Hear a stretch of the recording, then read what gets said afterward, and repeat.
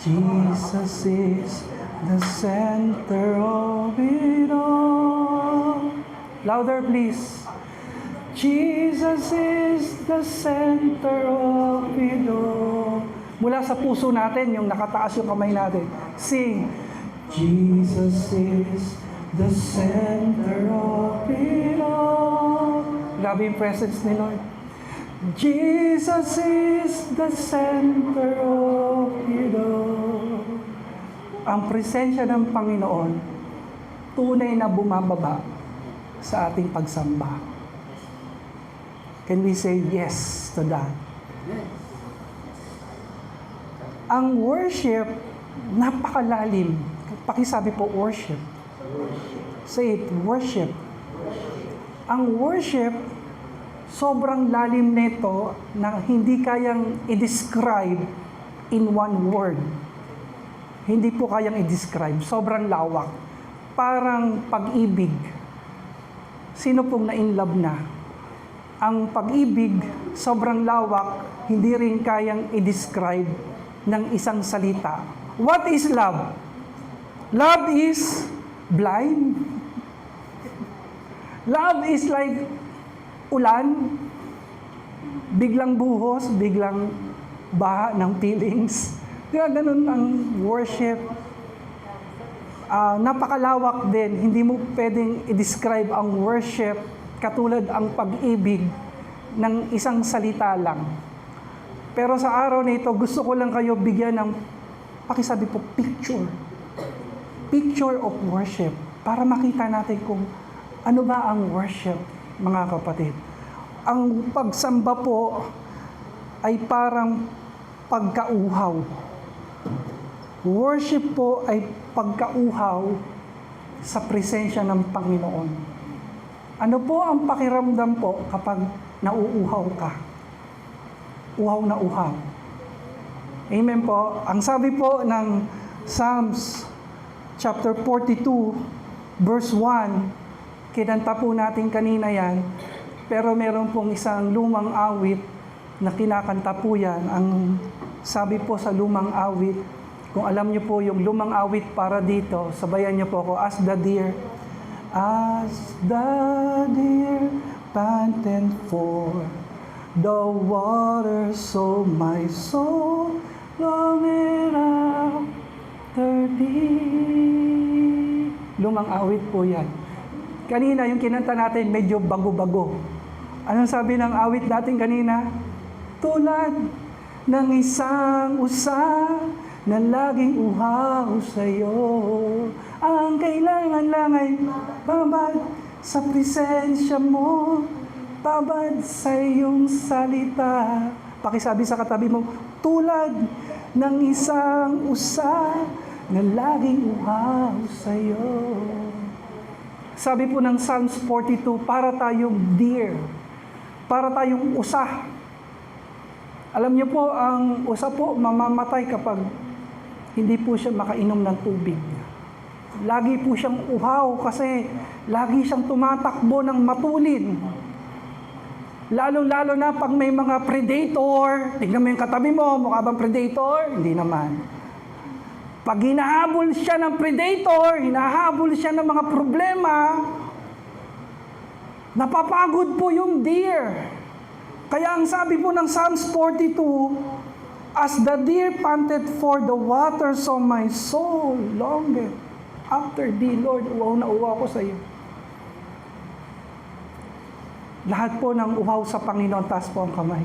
Lahat na nagsasabing, Lord, uhaw na uhaw ako sa iyo. Nakakapagod ang trabaho. Nakakapagod ang gawaing bahay. Nakakapagod sa school. Nakakapagod sa mundo. Kaya uhaw na uhaw kami sa iyong presensya. Sapagkat sa presensya ng Panginoon, may kalakasan, may kapahingahan. Picture of worship. Ang worship, sabi po sa Leviticus 6:13, parang, pakisabi po, fire. Parang apoy po ang worship. Ang sabi po dyan, the fire on the altar must be kept burning. It must not go out. Nung araw po, sa mga altar po sa Old Testament, May apoy po doon, hindi po pwedeng mamatay. Kinakailangan lagi po yung sinisindihan para patuloy po yung apoy. Tayo po, mga kapatid, ang pagsamba natin, parang apoy na ginagatungan po natin ito every Sunday. Nagpupuri tayo, nagpapasalamat tayo sa Panginoon, nananalangin tayo, umiyak tayo kay Lord. Nagsusuko po tayo ng buhay. Inaapuyan po natin yung ating pagsamba. Amen. Pero hindi po nagtatapos ng linggo. Tuloy-tuloy po ito. Pakisabi sa katabi mo, ituloy-tuloy mo yung pagsamba. Kasi ang worship, hindi lang paglinggo. Hindi pwedeng pag-araw ng Lunes. Hindi mo nagagatungan yung pagsamba mo. Wala nang prayer, wala nang pakikinig ng word, wala nang praise and worship. Mamamatay po ang apoy. Amen. Dapat tuloy-tuloy para patuloy na nag-aalam para kay Lord. Picture of worship, parang pabango. Sino po dito ang nakapagpabango? Amoy mo yung katabi mo. Ano ba ang perfume po niya? Amoy ano? Amoy lemongrass? Ano yun? Anong amoy? Mabango. Bagong ligo. Amoy safeguard daw po. Okay na po yung kaysa amoy Ajax. Alam niyo yung Ajax? Praise God. Ang pagsamba ay parang pabango na inaalay natin sa Panginoon. Amen. Ang sabi po sa Psalms 141, verse 2, may my prayer be set before you like incense. Mabango po yan eh. Yang insenso. Taas po natin mga kamay natin. May the lifting up of my hands be like the evening sacrifice. Noon po sa Old Testament, nagsusunog po sila ng mga incense sa temple para po yung halimuyak. Ano po ibig sabihin ng halimuyak? Yung bango. Ano pa po ibig sabihin ng halimuyak? Yung amoy. Yung fragrance. Amen? Yung scent. Yung halimuyak po na yon, pumapalaot po yon papunta sa Panginoon. At kapag naamoy ni Lord yon, God is pleased. God is pleased. Natutuwa siya. At kapag natuwa ang Diyos, kasunod po nun, pagpapala. Amen.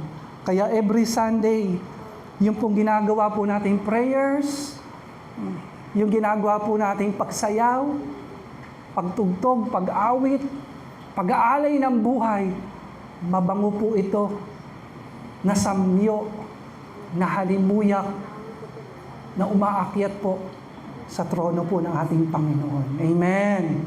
Pakisabi sa katabi mo, mabangong pagpupuri, pagsamba, naalay mo sa Diyos, nakakaabot sa Kanya. Amen.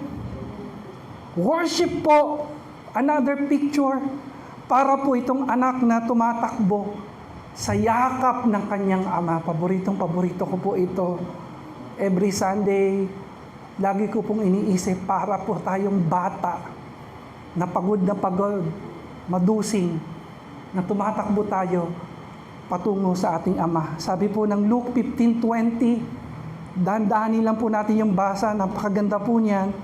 But while he was still a long way off, yung pong prodigal son, yung pong rebelding anak, nagwaldas, inubos ang kayamanan sa mga bisyo, naging hampas lupa, naging parang taong grasa, nakaisip po siya, bumalik sa kanyang ama. Nasusundan po? Ang sabi po ng Biblia, habang papunta siya sa kanyang ama, malayo-layo pa, ang sabi po ng Bible, nag-aabang na yung kanyang ama. Ganun pala ang Diyos. Ganun pala ang ating Panginoon. Every Sunday, nag-aabang na sa atin. Excited tayo makita. Amen. At ang sabi po ng Biblia, his father saw him and was filled with compassion for him. Ganun pala ang ating Ama sa langit. Ano po ibig sabihin ng compassion? Habag, awa. Ang sabi ng Bible, nung nakita ng Ama yung kanyang anak, habag na habag. Ang Panginoon po pala, every Sunday, sa paglapit natin sa Kanya, sa pagdulog po natin sa Kanyang presensya, tinitignan niya po tayo isa-isa. At habag na habag po siya sa atin. Kasi alam niya mga pinagdaanan natin. Alam niya yung ating mga kabigatan. Na habang kinakanta natin yung suliranin man ay dumating, ako'y patuloy sasamba. Nahahabag ang Panginoon sa atin. At ang sabi po ng Biblia, He ran to His Son, threw His arms around Him and kissed Him. Ganito po pala ang picture ng worship. Sa pagsamba po pala natin, papunta pa lang tayo sa ating Ama at kung minsan medyo nahihiya pa tayo dahil parang kung minsan prodigal son tayo eh. Marami rin tayong pinaggagawa na hindi tama. Pero naglakas loob tayong pumunta sa Kanyang tahanan. Ito pala ginagawa ng Diyos, ng ating Ama, malayo pa lang. Inaabangan niya na tayo at nahahabag siya sa atin. At ang sabi ng Biblia, the Father ran to His Son. Pakisabi po, wow. Wow, ganito pala ginagawa ng ating Diyos. Hindi pala siya yung parang naghihintay sa bahay, naghihintay sa Kanyang trono, at iniintay na lumapit tayo sa Kanya. Sa ating pagsamba, pag lumapit po pala tayo sa Ama, tumatakbo na siya papunta sa atin at niyayakap niya tayo. Pakitapik niya yung katabi mo. Kung pinsan mo siya, asawa mo, pwede mong yakapin. Kung kapatid mo, pwede mong yakapin. Sabi mo, malayo pa pala. Nakikita ka na niya. Nasa hagdan ka pa pala ng church. Umababa ka. Minsan ang bigat-bigat ng paa mo. Sa bigat ng mga pinagdadaanan mo. At habang pinapanood ka ng Panginoon, na ating Ama, nahahabag siya. At hindi ka pa nakakapasok sa church, niyayakap ka na niya diyan sa pintuan.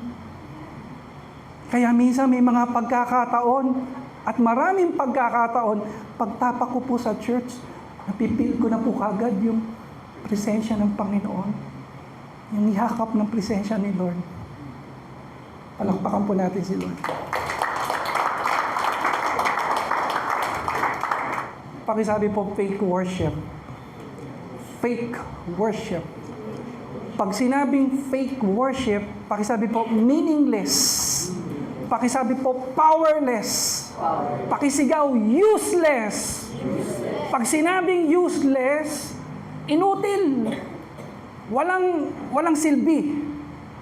Meron po palang pagsamba na meaningless. Meron palang pagsamba na hindi nakakaabot sa Diyos at ayaw po natin ito. Amen. Pero hayaan niyo pong basahin ko po. Amos chapter 5 verse 23. Ito po yung fake worship. Ang sabi ng Panginoon, away with the noise of your songs, I will not listen to the music of your harps. Tigil na ninyo ang inyong maiingay na awitan. Ayaw kong makinig. Ayaw kong makarinig ng mga tugtog ng inyong mga alpa. Dito po sa mga fake worship, sumasabay po ang kaaway. Sumasabay ang dyablo. Kaya may mga nakikita kayo, sumasamba, pero nakadikit ang dyablo. Sa fake worship, dumidikit ang kaaway. Amen po. Ang sabi ng salita ng Diyos, tigil nyo na yung mga maiingay ninyong mga instrumento, mga maiingay ninyong tugtugan, ayaw ko yung marinig, sabi ng Panginoon. Kasi nga, hindi siya nabe-bless. Hindi maganda sa kanyang pandinig, hindi maganda sa kanyang pang-amoy. Pangit. Well, kapag ininterpret ito ng ibang mga nagpipreach, kung minsan, nagkakaroon po ng maling interpretation. May mga na-meet po ako, hindi na po sila gumagamit ng mga instruments. Yung iba nga po, nagpipiano pa. Bawal po yung mga modern instruments. Pero sa mga na-meet ko, as in wala kahit piano, a cappella lang. Sabi ko, bakit di kayo gumagamit ng instruments? Sabi nila sa akin, Amos 5:23, ayaw daw ni Lord ng mga instruments. Maingay daw yan. Pakisabi po, out of context. Out of context po ito. Dahil maraming passages sa Bible, sinasabi ng Diyos na mag-ingay tayo sa pagpupuri, gamitin natin yung mga instruments, trumpets, harps, lahat ng instruments, string, ipag-ingay, tambol, iingay ito sa Panginoon. And King David, si King Jehoshaphat, makikita mo, maingay silang magpuri with complete instruments. So, utos ito ng Diyos. Bakit natin i-interpret ito na, ay, ayaw pala ni Lord ng mga instruments? Out of context po yun. Ang context po nito, pag inaral natin ang Biblia sa Amos chapter 3, Amos chapter 5, verse 23, sa verse 24, makikita niyo yung dahilan kung bakit ayaw ni Lord ng mga maingay na instruments. Kasi po, habang maingay silang tumutugtog sa Panginoon, napabayaan po nila yung justice. Pakisabi po, justice. Yun po pala ang dahilan. Kaya nagagalit ang Panginoon kasi po, itong mga sumasamba sa Kanya, wala pong patas na pamumuhay. Walang justice. Ang mga leaders po nila, corrupt leaders.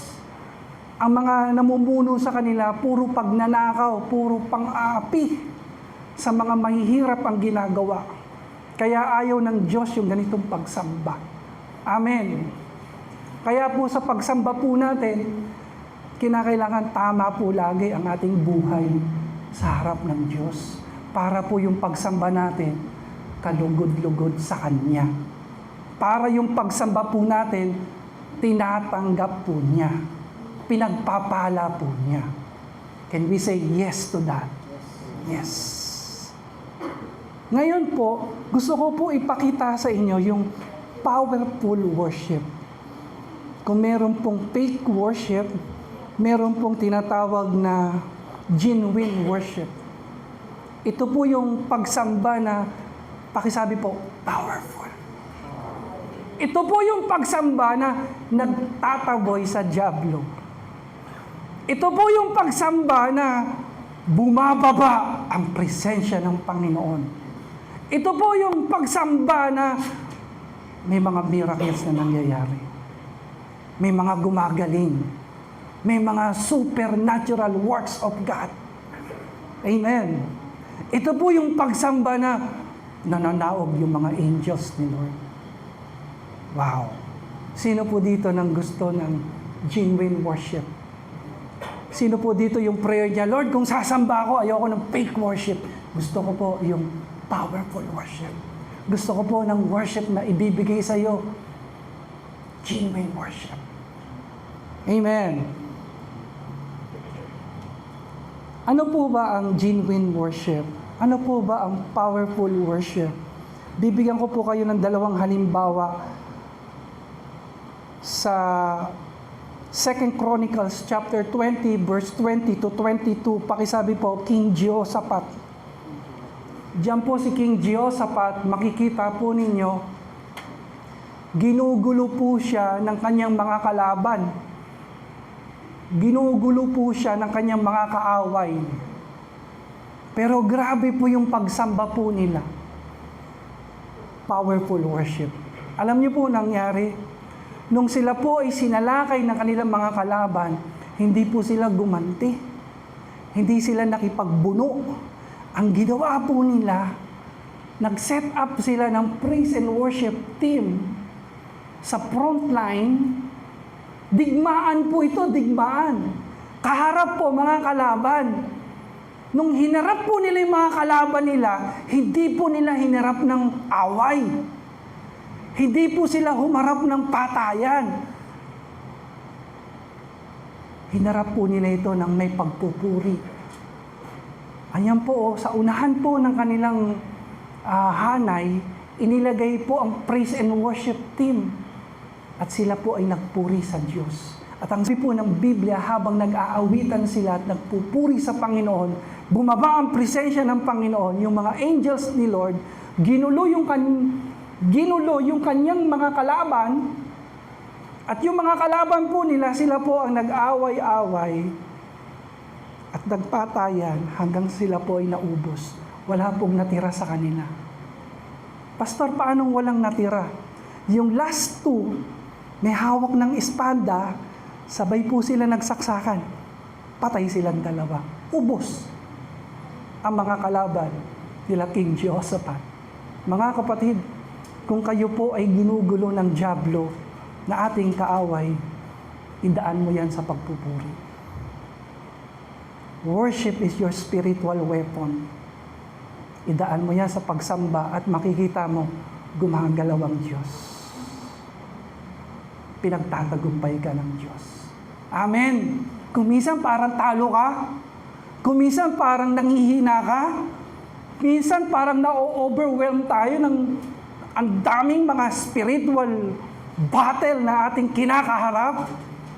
Hindi mo kinakailangan maging magaling, hindi mo kinakailangan maging matalino, hindi mo kinakailangan kabisaduhin ang Biblia. Ang kailangan mo lang, genuine worship. Samba lang sa Panginoon.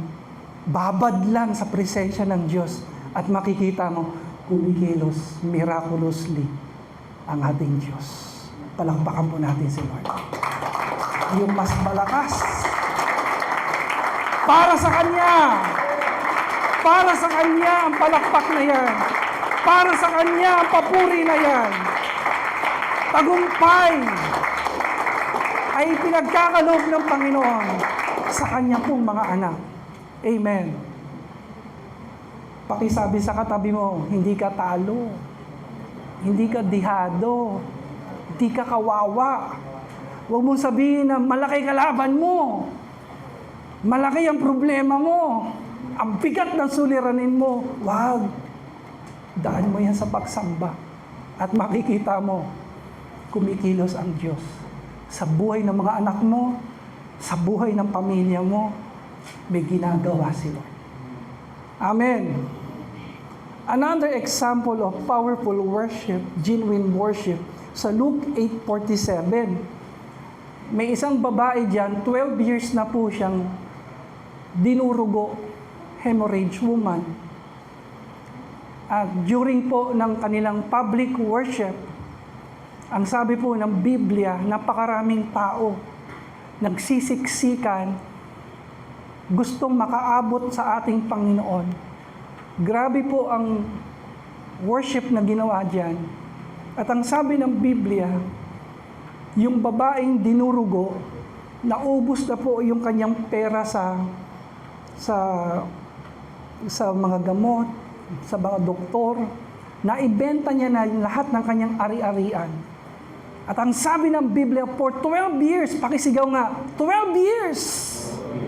12 years of heavy bleeding. 12 years of suffering. 12 years. Nangihina na po siya. Halos hindi na siya makatayo. Pero ang problema, hindi siya makalapit sa Panginoon. Napakalayo ng Panginoon. Napakaraming tao na sumasamba sa ating Panginoon. Pero ang sabi ng babaeng ito, mahipo ko lang ang laylayan ng damit ng Panginoong Jesucristo. Gagaling ako. Alam niyo po, nahipo niya lang yung pinakalaylayan. Habang gumagapang siya, habang nagpapatira pa siya, nahawakan niya yung pinakadulo, laylayan ng damit ni Kristo. At ang sabi po ng mga scholars, yung pong mga damit ng mga rabay, na mga nagtuturo, katulad ni Kristo, na ating Panginoon, ang mga damit po niyan, nakakabit po dyan yung mga Word of God, yung mga promises ng Panginoon. At naniniwala yung mga scholars, nung hinawakan niya yung dulo ng damit ng Panginoon, nakakabit doon yung mga scriptures, yung mga passages, mga pangako ng Diyos. Yun yung nahawakan niya. At ang sabi ng Panginoon, at ang sabi ng Biblia, pakisabi po, instantly, Pakisabi po, miraculously. Nung hinawakan niya ang damit ng Panginoon, ang mga pangako ng Panginoon, she was instantly healed. She was instantly delivered from this bondage. Can we say hallelujah? Hallelujah. Genuine worship. Mga kapatid, may gagawin ang Diyos. May gagawin ng Panginoon. Habang sumasamba ka, habang nagpupuri ka, mararanasan mo ang Panginoon. Instantly. Miraculously. Amen. Hallelujah. Ang totoong pagsamba sa genuine worship, may gumagaling, may nagtatagumpay, may pagpapala, may supernatural works of God. Pakisabi po, transformation. May pagbabagong nagaganap. Pakitapik niya yung mukha ng katabi mo. May pagbabago. May pagbabago. May pagbabago. Yung po ang totoong pagsamba. Ang totoong pagsamba habang sumasamba ka kay Lord, may transformation. May changed life. Kasi bumubuhos sa iyo ang presensya ng ating Diyos. Malakas nga po na palakpak at papuri para sa Kanya. As we end, magtatapos na po tayo, iiwanan ko po kayo ng the ingredients of a powerful worship. Kasi po, ang powerful worship, meron po ingredients. Sobrang dami niyan, pero kaunti lang ibibigay ko. Kasi masyadong hahaba yung time po natin. Okay? The ingredients of a powerful worship, unang-una po, ang makapangyarihang pagsamba, pakisigaw po, out of gratitude. Hindi lang kanta, hindi lang sayaw, hindi lang tugtog, hindi lang taas kamay, hindi lang palakpak, kundi habang ginagawa mo yung palakpak, ginagawa mo yung pagsigaw, ginagawa mo yung pag-awit, pagtugtog, habang kumakanta ka, galing yan sa puso mo na punong-puno ng pasasalamat sa Diyos. Amen. Pag ang awit at papuri natin, punong-puno ng pasasalamat sa Diyos, malakasan, gumagalaw ang Panginoon. Amen. Out of gratitude. Sa Luke 17, 11 to 19, sulat na lang po nyo, basahin niyo po yung 10 tao na pinagaling ng Panginoon. At ang sabi ng Panginoon, bakit isa lang yung nagbalik at nagpapasalamat sa Diyos? Wala ba yung, hindi ba 10 kayong pinagaling ko? Nasaan ang siyam? Bakit isa lang ang nagbabalik para magpasalamat? Sabi ng Bible, habang bumabalik yung taong ito, siya po ay nagsisigaw at nagpupuri sa Panginoon. Bakit ganun yung worship niya? Kasi po, punong-puno po yun ang pasasalamat sa Diyos. Sino po dito yung taong mareklamo? Alam mo, wag kang mareklamo. Wag kang toxic. Wag yung mahirap makasama. May mga taong hirap makasama. Wag. Maapektuhan ang worship mo. Babaho ang pagsamba mo.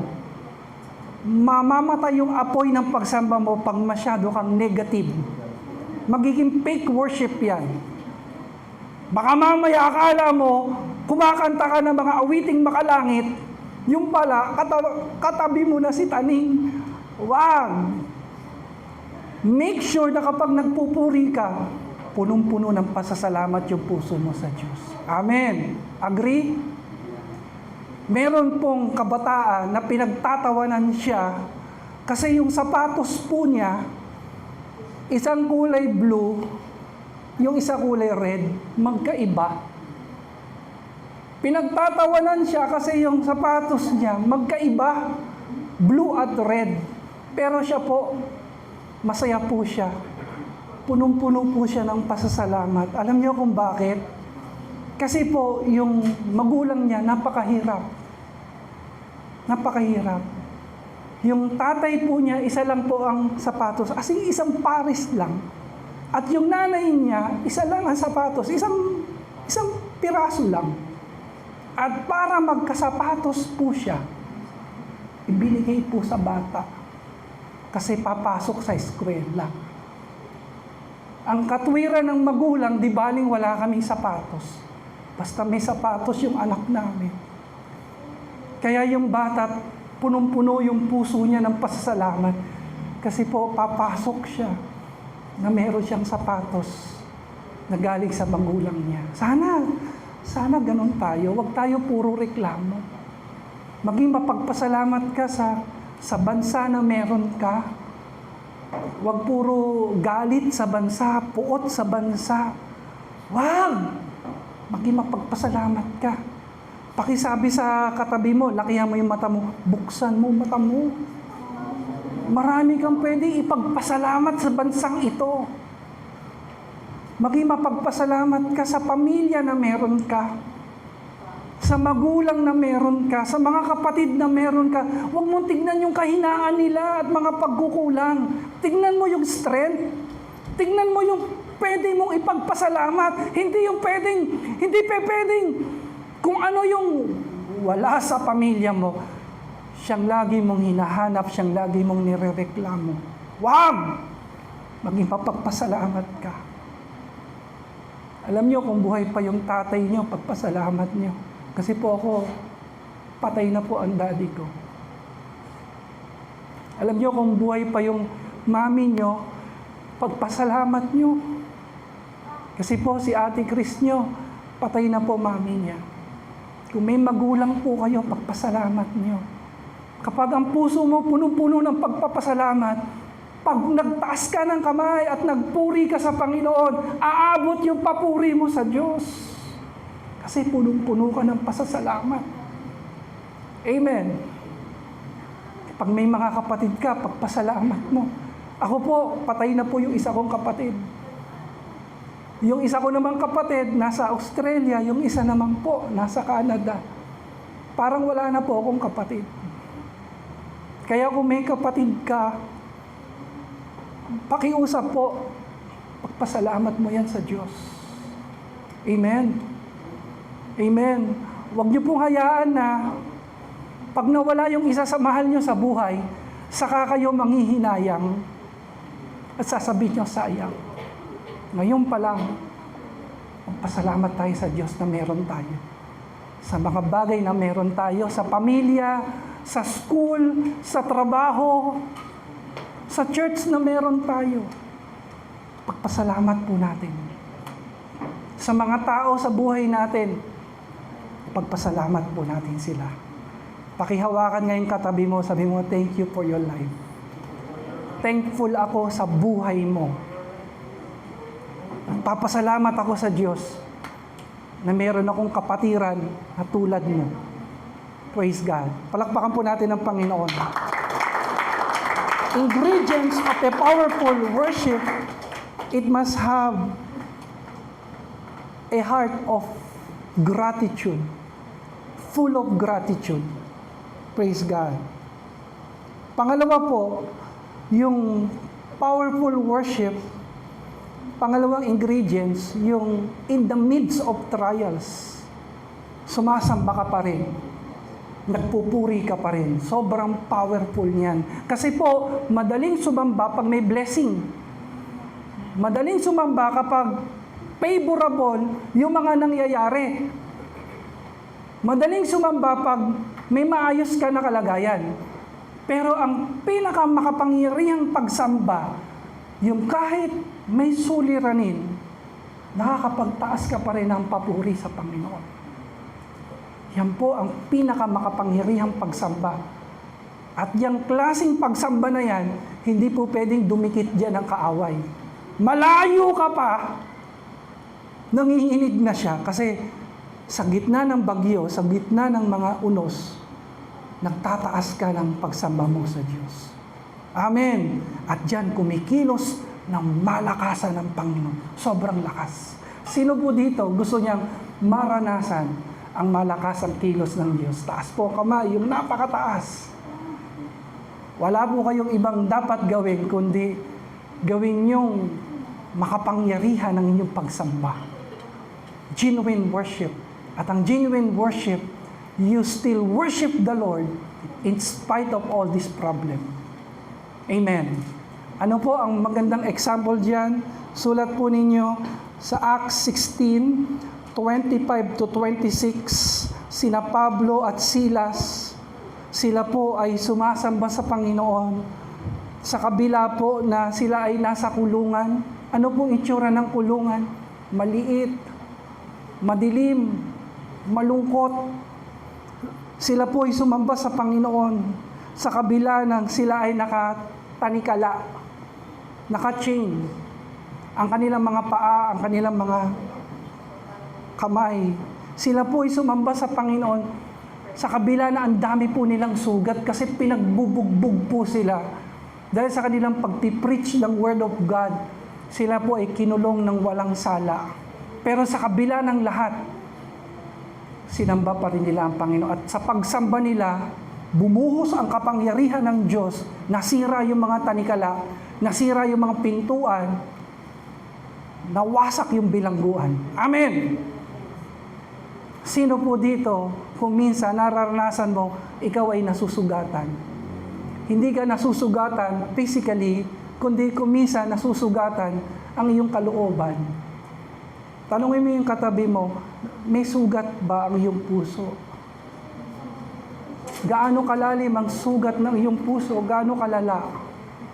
Kung ito man ay nahihirapan ngayon, kung ito man ay nasasaktan ngayon, sambahin mo pa rin ang Diyos at tignan mo yung pwede mong ipagpasalamat sa Diyos. Kasi sa pagsamba mo, kahit madilim, parang walang pag-asa, parang kang nasa kulungan. Sa pagsamba mo sa Panginoon, bumubuhos ang kanyang kapangyarihan at pinagliliwanag ka, pinapalaya ka, pinapagaling ka. Amen. Kahulihan po, ano pa po ba ang genuine worship? Pakisabi po, total obedience. Ang pagsamba sa Diyos na makapangyarihan, yung talagang sumusunod ka kay Lord. Sinusunod mo talaga yung Word of God. Matindi po ang problema ng mga tao ngayon.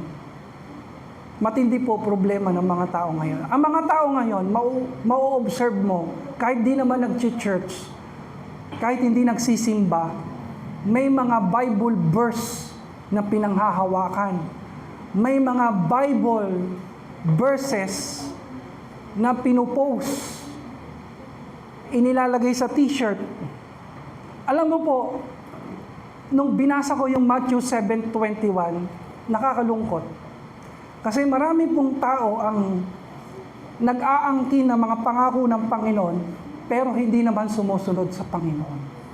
Sabi ng Panginoon sa Matthew 7:21, huwag niyo akong tawagin Panginoon kung hindi naman ninyo sinusunod ang aking mga utos, ang aking kalooban. Ito po ang problema na malaki. Walang power po kahit panghawakan natin ang mga pangako ng Panginoon kung hindi natin susundin ang kanyang mga salita. Nasusundan po natin, kahit sabihin mo pa ang mga pangako ng Panginoon, kahit i-memorize mo pa ang mga pangako ng Panginoon, kahit kantahin mo pa ang mga pangako ng Panginoon, kahit i-boost mo sa social media, o itato sa katawan mo, o isulat sa t-shirt mo, kung hindi mo susundin ang Word of God, walang power po yan. Amen. Amen. Kaya minsan nahihiya ako sa Panginoon. Sabi ko, Lord, sorry. Ang dami naming mga promises na inaangkin, pero sorry, Lord, hindi ka naman namin nasusunod. Kaya po, ang powerful worship, may pagsunod.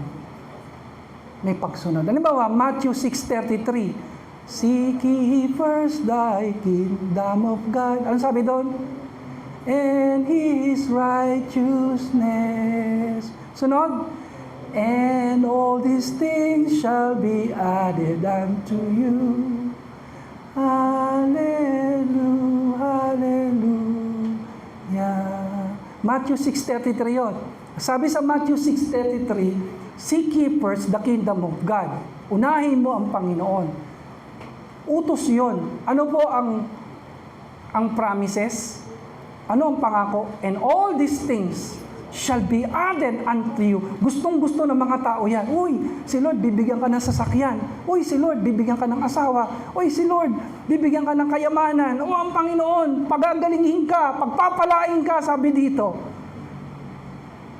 Pero walang power po yun kung hindi natin uunahin ang Panginoon.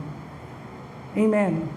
Kung hindi natin ilalagay na first priority si Lord, hindi mangyayari yun. At kaya ho tayo every Sunday nag-worship sa Panginoon kasi first priority natin si Lord. At ang mga pangakong ito, pakitapik na malakas yung katabi mo, mangyayari sa iyo. Mahahayag sa buhay mo. Magaganap sa iyo kasi inuna mo si Lord. Sobrang busy mo pero inuna mo si Lord. Marami kang pwedeng gawin sa araw na ito. Iniwan mo ang lahat. Pero inuna mo ang Panginoon. Sabi ng Matthew 6:33, all these things shall be added unto you. At kung nananalig kayo sa mga pangako ni Lord, malakas na palakpak for 3 seconds na may kasamang sigaw ng papuri. 1, 2, 2 and a half, 3. Hallelujah. Lord, ano man ang pangangailangan ng iyong mga anak sa lugar na ito, silang nangangailangan ng kagalingan, ibigay mo sa araw na ito. Silang nangangailangan ng financial breakthrough, ipagkaloob mo sa araw na ito. Silang nangangailangan ng reconciliation sa kanilang pamilya, sa kanilang mag-asawa, sa kanilang magkakapatid. Ibigay mo ito, Panginoon, sa araw na ito. Sa pangalan ni Jesus, Amen.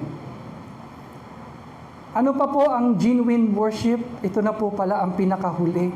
2 beses po ako nang sabing, ito na ang huli. Ito po ang totoong huli. Number 4, giving with love. Ang worship po, pagbibigay ng may pagmamahal. Another Hebrew word for worship, ang Hebrew word for worship, napakadami niyan. Sobrang dami. Pero isa lang po. Another Hebrew word for worship is nedava. Pakisabi po, nedava. Pag sinabing nedava, free will offering. Giving out of love. Yung kahit may suliranin, may financial crisis, dahil mahal mo ang Panginoon, mahal mo ang gawain ng Diyos, nagkakaloob ka pa rin. Ang tawag diyang kusang loob na pagbibigay because of your love and joy. Hindi po napipilitan kasi mahal mo ang Panginoon. Lahat po na nagmamahal sa gawain ng Panginoon, say, praise the Lord. Praise the Lord. Dahil mahal natin ang gawain ng Panginoon, kahit minsan kinakapos tayo, kahit minsan sakto na lang kahit kung minsan tama lang tong hawak natin, pero nagbibigay pa rin tayo sa gawain ng Diyos sa altar. Dahil alay natin yon, pagsamba natin yon, at ibinibigay natin yon ng may pagmamahal sa Diyos. Can we say yes to that? Yes. Salamat sa Panginoon. Sa mga kapatiran po natin sa Macedonia, sa 2 Corinthians chapter 8, ang sabi po ng Biblia, ang Macedonian church, ang mga Christian doon, dumanas sila ng napakatinding kahirapan.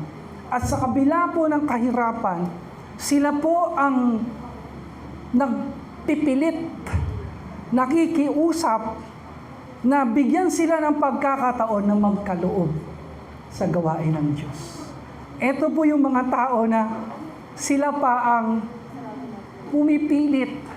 Sila pa po ang nagsasabi na hindi pwedeng hindi kami kasali dyan. Isama niyo po kami. Nais po naming magkaloob sa gawain ng Diyos. Yun po yung matinding worship. Amen. At nakikita ko po ito sa mga kapatiran po natin. Marami po tayong kapatiran na tapat na nagmamahal sa gawain po ng Diyos. Panalangin po namin ni Ate Chris nyo, pagpalain po kayong lahat ng Panginoon. Pagpalain po kayong lahat ng ating Diyos. Dahil alam niyo po, ito pong mga nakaraan, may mga nalaman ako na may mga pastor po sa mga malalayong probinsya, ang maliit lang po ang support na natatanggap nila mula sa kanilang church. At ako po ay nagpapasalamat sa Diyos sa buhay ng bawat isa na habang tayo pinagpapala ng Panginoon, pinagpapala din natin ang church. Amen! Alam niyo po, as I end, before I pray,